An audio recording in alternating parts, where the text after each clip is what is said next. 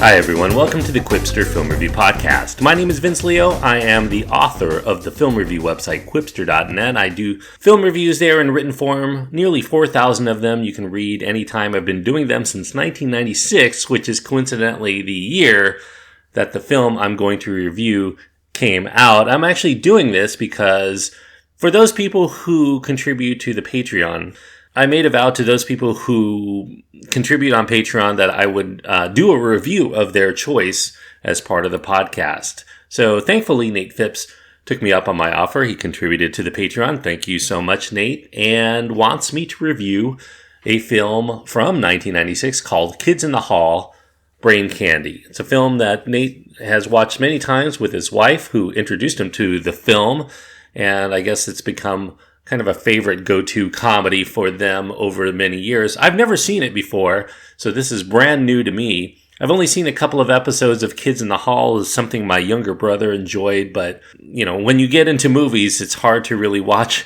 as many TV shows as you like.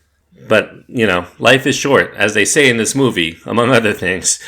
It's a comedy from 1996. Lorne Michaels is the producer of this film. Lorne Michaels, of course, being the producer of Saturday Night Live.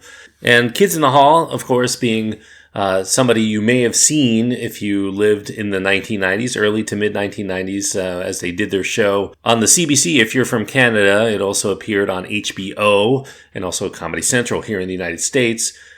The film is R-rated for its language, brief nudity, drug content, and sexual humor. It runs just under 90 minutes, 89 minutes. The cast includes the members of Kids in the Hall, Mark McKinney, Bruce McCulloch, Kevin McDonald, Scott Thompson, and Dave Foley. You'll also see a very small appearance from Brendan Fraser. Janeane Garofalo, I hear, is seen briefly in this film. Actually had a little bit bigger role, but it ended up getting cut out. I don't remember her in the film at all.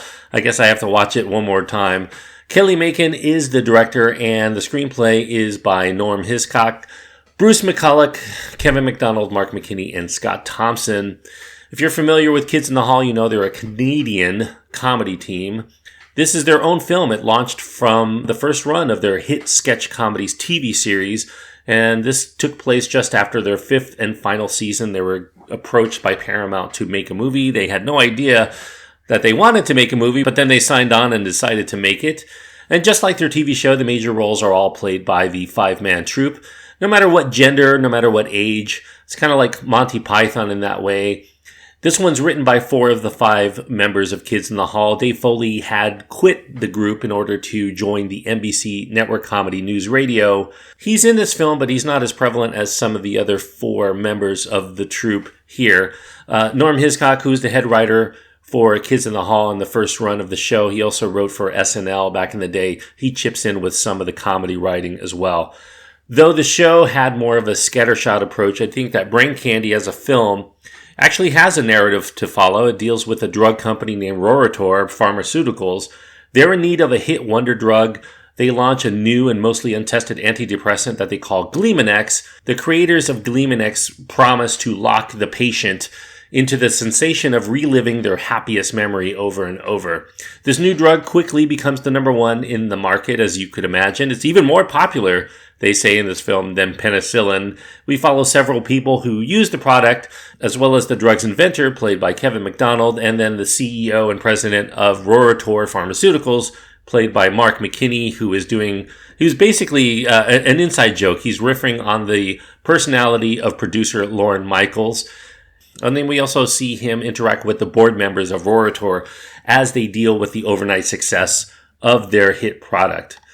Now, Brain Candy is directed by Kelly Macon, who is a longtime TV director, but also directed features like Mickey Blue Eyes. I've only seen one feature by Macon, which was I Do But I Don't, which I think was made for Lifetime. Macon brings here a sense of stylish camera movements. A lot of lavish set designs are put in here. There are a few rudimentary special effects shots that give the film a visual flair. This film really is as absurd as you'd expect from the quintet of comedians.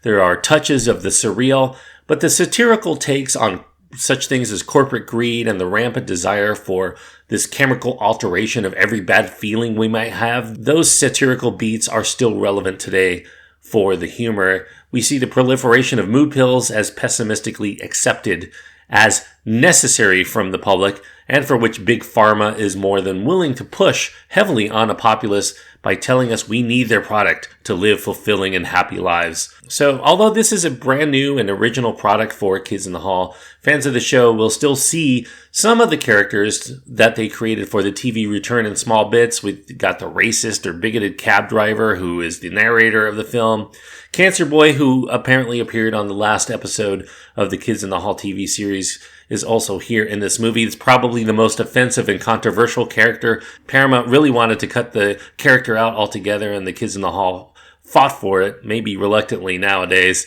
And we have the cops that we saw on the Kids in the Hall, and a handful of other characters as well. I would say, in addition to Kids in the Hall humor, the soundtrack is really a standout as well. It includes original songs like the hard-driving grunge metal opus, Some Days It's Dark. We also have a jazzy musical number in the middle of this film called I'm Gay, which I think a lot of people will find quite amusing. Featured artists in other areas on the soundtrack include popular 90s college radio staples like Liz Phair, They Might Be Giants, Matthew Sweet, Stereolab, Yola Tango, and a host of others. I think some people probably bought the soundtrack and never saw the movie at the time. This was a bit of a flop in the movie theaters. As so happens with sketch comedy ideas in feature film form, many viewers are likely going to find Brain Candy to be a bit of a mixed bag. Kids in the Hall fans are likely going to be the most in tune with the humor here. Those who don't really like their brand of zany mental humor may grow less tolerant of the material with each passing character change or repeat joke. For instance, turning the inventor of the drug into an international celebrity seems a bit of a stretch, even in the middle of a farcical comedy. And if you're not familiar with Kids in the Hall at all, it does take some time to get used to. I would just kind of say it's like Monty Python. They had a lot of skit material, and they all inhabited a lot of different characters, including women. They dressed in drag just like Kids in the Hall do. And even members of Kids in the Hall themselves have been a bit ambivalent toward their film when looking back upon it, especially in some of the alterations that they consented to in order to make the film more marketable. For instance, the original ending to the film was much less happy in nature, ironically, given the theme of the film, as well as some of the compromises that they refused. For instance, as I mentioned, the Cancer Boy moments did not please studio heads, and they looked back on that and realized maybe that wasn't really worth the fight. And it ended up turning people off, including Paramount Pictures, who were less inclined to promote the movie after their battles. So as far as my take, I guess since you're listening to this podcast, you kind of want to know what I think of the movie. I think I actually ended up watching it twice before writing this review because I had a few too many distractions the first time out, so I wanted to give it a fair chance. And I found that the second time around, the movie was much more infectious and rewarding for me, and I anticipated revisiting a lot of the parts that I enjoyed the first time around, and I could more readily see the bleakly conceived societal satire on the persistent desire to feel happiness, even if it's inorganic happiness, that the Kids in the Hall team were brewing underneath all of the inane shenanigans and the darkly humorous characterizations. The last third of the film gets into some black comedy areas that are unrelentingly grim, that may sour some viewers who were laughing even throughout the first hour. But I would say, as the theme of the film suggests, you can't appreciate the ups if you never have any downs. Brain Candy's a bitter pill of a comedy you might find as bleak and discomforting as real life, were it not for the ability for the Kids in the Hall to persistently find our happy. I'm going to give Kids in the Hall Brain Candy 3 stars out of 4. 3 stars on my scale means that I do recommend it for those people who enjoy Kids in the Hall primarily. Some SNL fans would also, I think, find this of appeal. If you like 1990s comedies and you like 1990s music, certainly give this a go because I think you'll find enough here to keep your interest as well. And if you're not familiar with Kids in the Hall, you can go YouTube some of their material and find out if you find them funny before venturing to see this film. It's streaming on demand, so you could see this movie. I do recommend it, and I have a feeling this is one of those films, probably like it was for Nate and Michelle, that you come to appreciate more and more over time, and it becomes a bit of a cult comedy for you. 3 stars for Kids in the Hall, Brain Candy. Thank you everyone for listening. I hope that you enjoyed this review. If you did, I do encourage you to click the subscribe button. If you happen to like the fact that I reviewed something old, I'm so used to reviewing new films on this podcast. If you want me to do a little bit older material, Please let me know and give me some recommendations as far as movies you'd like to hear me do a review on. If you're like Nate, you can make a contribution to the show at patreon.com/Quipster, and I'll be happy to review an older film for you. So until next time, thanks everyone. Please enjoy your time. Anytime you get to go to the movies, even if you're watching a 20-year-old film on demand at home.